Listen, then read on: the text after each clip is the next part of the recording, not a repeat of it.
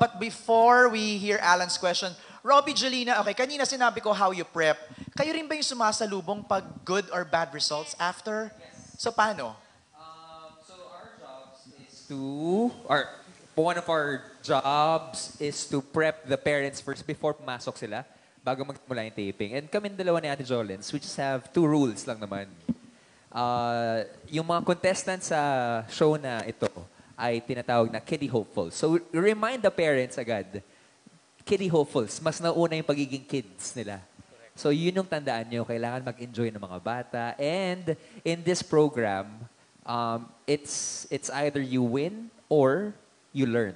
You never lose in this program. So yun ang palaging mindset namin. Mahirap din, syempre, pag nakakakuha ng no, pati kami naapektuhan, di ba? Paano namin sasabihin na okay lang yan? Eh, syempre, nung time na yun, hindi okay talaga eh.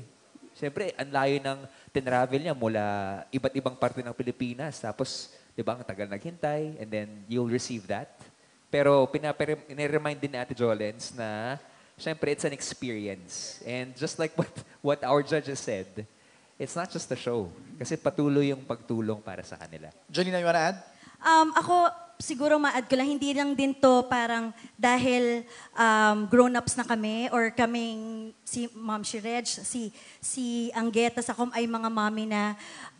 But yung human connection, kami ay hindi lang pwedeng maging nanay, pwede rin kami maging friends, pwede rin kaming maging kalaro, di ba? Pwede rin taga-alaga, psychiatrist, yung ganyan. Kumbaga, lahat pwede naming, kaya din namin role na ibigay sa kanila dahil nanggaling din kami doon. Right. Napagdaanan namin yung ganong experience. And sabi nga kay Robbie, parang dalawa yata yung inaalagaan natin. Siyempre, yung feelings ng bata pagpasok niya at paglabas, siyempre pati yung nanay, di ba? Na pag nag-no, minsan sila yung naunang nasasaktan. So, bago pa lumabas, kahit nararamdaman na namin kung ano yung sagot, piniprep na rin namin ang magulang para sa mga anak po ito, gano'n. And we have to point out too, na tama yung sinabi ni Ate Reg, in this program, we have our resident psychiatrist or psychologist na handang umalalay right after the audition para debriefing sa mental health ng debriefing ng mga kids and the parents. All right, Alan. Hello po. Good evening, everyone. Congratulations sa Idol Kids Philippines team. Yung first question ko for the highest paid host na si Robbie saka si Ma'am. Wow. Kuya Alan, nagtatago po ba kayo? Wow. Hindi, tanong ko lang, kumbaga, iba-iba yung mga nagiging co-host mo, di ba? I don't know if first time mo bang makatrabaho si Jolina and how you work on yung chemistry niyo on set, parang ganun. I think it's the second time officially. First one, nag-pinch hit si Ate Jolene sa isang reality singing competition kasi sa final something happened to Ate Bianca. So The Voice, yes. The Voice Kids. she had to step in para sa programang yon. Okay lang yan, Ate Jolene. Different franchise. Pero prior to Alam ko that, nakatulong ako. Nakalaglag pala ako, sorry. sobrang kabang-kaba ako. Kasi knowing na ang mga kasama ko ay isang icon, lalong-lalo na ng batang mga 90s dyan.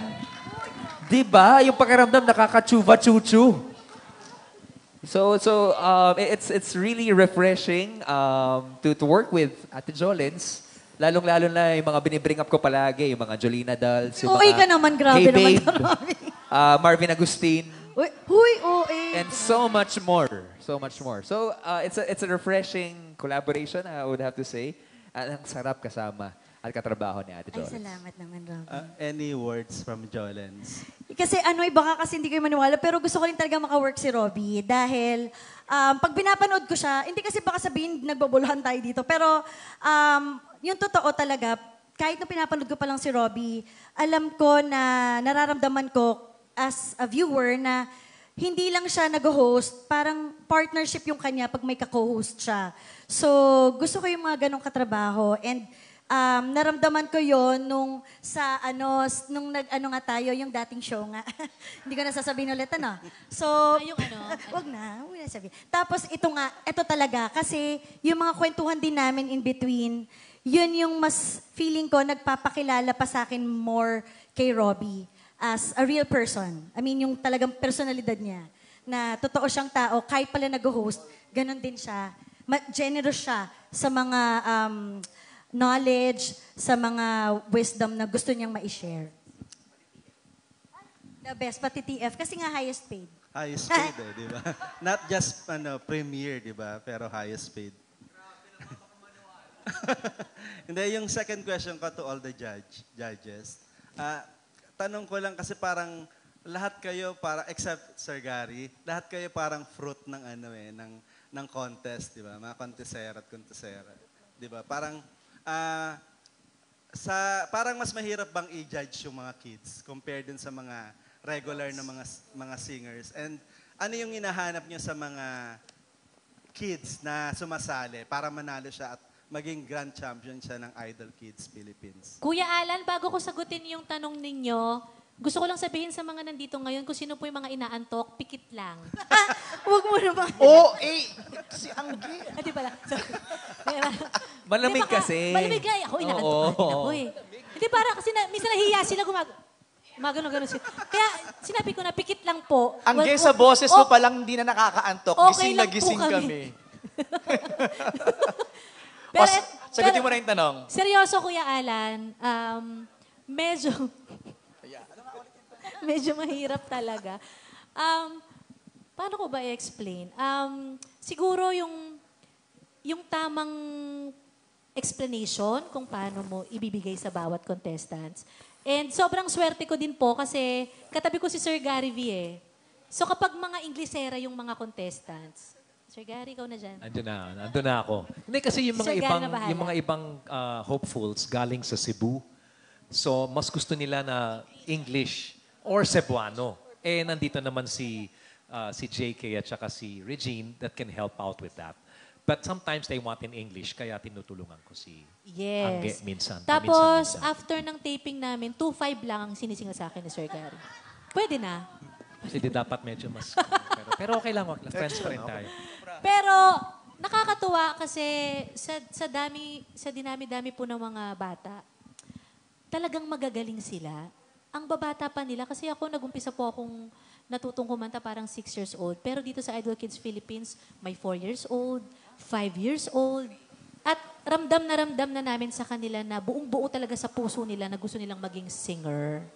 And yung tanong nyo naman po kung ano po yung hinahanap ko bilang isang judge po dito sa Idol Kids, siguro yung batang kahit alam niyang hindi ganun kadali abutin yung pangarap niya, hindi siya titigil. Mararamdaman mo kasi yun sa bawat performances nila eh. Kapag, itong batang to talagang may mga bata kasi na may gusto lang patunayan, pero iba kasi yung mga bata na may gustong maabot. So feeling ko yun po yung hinahanap ko bilang judge. Let's go to JK. I feel like I haven't had experience of judging in a competition. I actually haven't had experience judging in general. This is the first time. But I can imagine judging adults it would be much easier. Kasi I mean, with adults, at least you can be transparent and you can talk to them and just tell them everything outright what you think. But with kids, you have to wrap it in a way where it's not, the whole thing doesn't become traumatic for them, especially pag nag-no ka sa kanila. Right? Hindi mo pwedeng sabihin na parang, di ka magaling eh. No. Wala na. Doon na sa psychologist, di na aalis sa psychology room yon.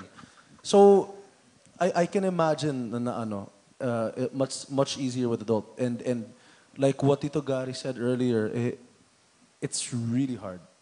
It's really hard. Kasi yung sinabi nga ni Tito Gary na parang pag pauwi, nakikita ko yung sarili ko nakatingin sa labas ng bintana na parang, tama ba yung mga ginawa ko today? Alam mo ba, tama ba yung mga desisyon ko? Maybe I should have said yes to that one kid.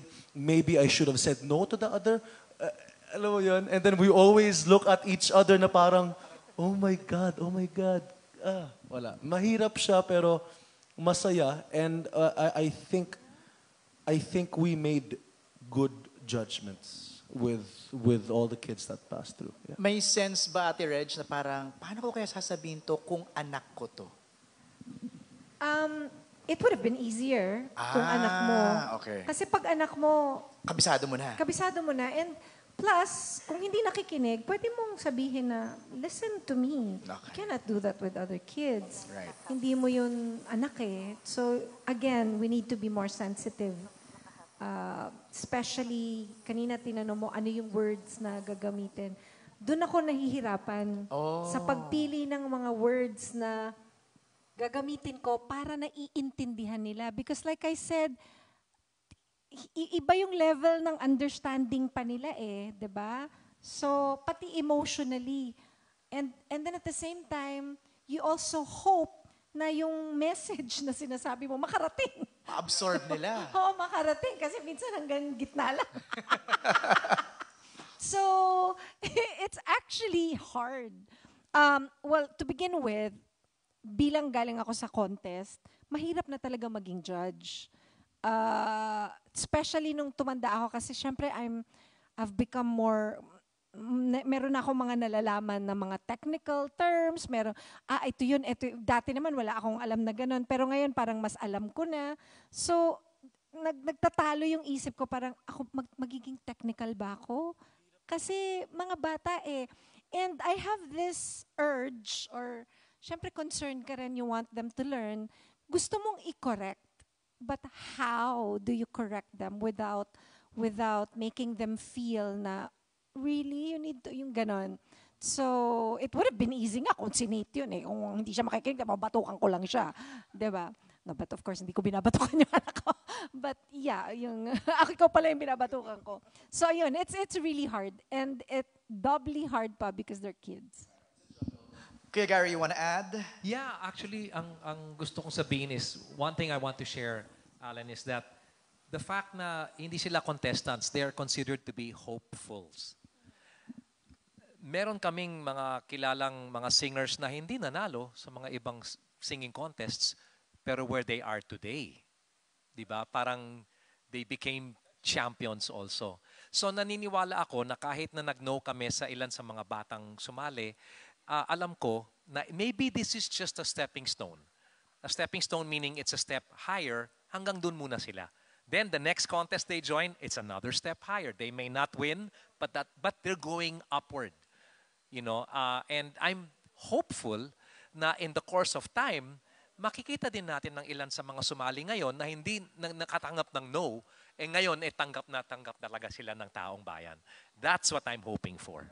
And the proof is Juan Carlos. JK is one of them. Exactly. Hindi ako nanalo dun sa competition na yan. Hindi ko alam. No, but yun na nga. I kind of also, sometimes other kids, when we say no to them, I also am able to use myself as an example na parang, just because we say no now doesn't mean this is the end of the road for you. No. And ang usapan pa nga namin lagi, magkita tayo sa next season, sa season 2 ng Idol Kids Philippines. Meron ba? Wala pa. Okay. For confirmation pa po. Pero yun yung sinasabi ko sa ibang kids. Para meron pa kaming work. Yes. Thank you. Yun lang. Alright. Thank you, Alan. Thank you. Congratulations, Alan, thank you, everyone. Thank you, sir. Before we go to Chris from One Music PH, Shania, dumadaan din pa sa inyo yung mga kids? Yes. Yung mga kiddie hopefuls, dumadaan din sila sa amin. Tapos, I think our job is mostly to bring out the kulit side. Even yung mga natalo? Yung mga... No, yung mga naka-yes. So maganda yung mood nila sa inyo. Yes, Okay. yes. So, of course, yung mga naka-yes, we talk to them, we ask them about their experience, yung mga learnings nila. And of course, kasi imagine you're auditioning in front of the judges and parang I'm sure may halong kaba. Nerves. Nerves. May nerves talaga. So, of course, hindi lalabas yung kulit side nila agad. So after they get the yes, we usually talk to them, ask them about their experience. Tapos we try to bring out yung mga kulit sides nila. Diba, Emilio? Yeah, kasi I think this is a time for them to decompress. Parang after, doing something really hard and it's a big achievement for them. Kalma. This is where they can really relax and Right. savor the moment and something that hopefully they can look back on as well. Galing. All right. Chris from One Music PH. Go ahead. Chris. Hi guys. sa mga judges, so far dun sa mga nag-audition, ano yung napansin nyo sa, ano yung difference ng mga kids today dun sa mga kids before? Ano yung napapansin yung mga, nila, mannerisms or whatever? And at the same time, ano yung mga songs na, na kinakanta nila? Is it still the same usual suspects or may mga bago na bang favorites? May mga Ganyan. Anybody from the judges? Favorites? Yeah. This is the first, so I wouldn't really know. Hindi ko alam kung... But, alam mo yung sa kanta, it's still the same songs that they sing. Kasi ang thinking ko, mga kakantahin nila yung medyo pangbata, yung mga...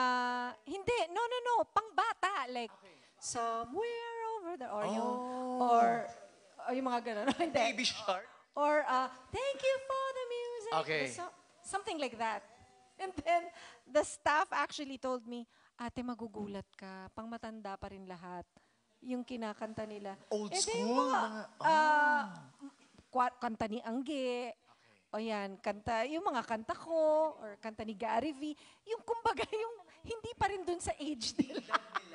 Hindi pa rin nila edad. Kaya nga parang excited ako nun kasi parang, baka nag-iba na sila. Hindi pa rin. Kumbaga, panglaban. Nung panahon ko, we call it panglaban songs. Okay. So, okay pa rin yun, it's a competition diba? That's It's a competition. So, ibig sabihin, meron pa rin silang ganon. Alam nila na, no, this is a competition. I have to sing a difficult song so that I stand out. So, ganon pa rin. Walang nabago from my time, nabago for me. The kids have always been talented. I mean, in general, Filipinos are talented, but feeling ko mas nag-improve yung mga magulang. Mas nag-improve yung pagturo nila sa mga kids. Oh, ito sasabihin mo, ha? Yung coaching. Ito yung mo. Okay. Sa part na to ng song, ito yung gagawin mo. Ipikit mo yung mata mo. Ganun-ganun ka. Itaas mo yung kilay mo sa kabila. Yan, good. Okay yan. Like, I mean, I can imagine the parents like really being giggly before they go in, diba? They're actually very serious. Ay, sabi ko nga, na talagang sobrang serious na, sobrang kinakabahan din yung mga magulang. I bet mas serious pa sila to sa Kasi some of them might be, yun yung pangarap nila, pinasa nila sa kids, di ba? Parang may ganun eh. May ganun kay MJ, madami. Di ba? At saka mapapansin mo sa mga kids. Mapapansin mo sa kanila. Kasi a lot of kids go in really wanting it to be something that they do. They wanted to go there themselves. But some kids, mapapansin mo rin parang, ano ginagawa ko dito? Sino po kayo? Mga ganon. So wala, feeling ko, I can't really answer on what the difference is. Kasi especially for Idol, this is the first edition of the Idol Kids franchise. So, masasagot ka sa season 2. Yeah. Masasagot namin properly. Masasagot ko po yan. Kasi ngayon parang hindi namin masagot properly. Ano po, Prod? Ang napansin ko lang is that hindi pare-pareho yung style ng mga bata. So it's evident that the kids are listening to different kinds of music na rin. Na kahit hindi yung tipong sinabi ni Regine na puro pambata yung mga ano. No, it's very different kinds. Minsan nakikita namin yung kung ano yung kakantahin nila parang Tapos when they perform it, iba din, di ba? Gary, meron pa nga yung talagang old song. Like, merong kumanta ng Sylvia Latorre. Oo. Actually, matutuwa kayo kasi Matutuwa may mga talaga ganun kayo. talaga. Hindi ba, no?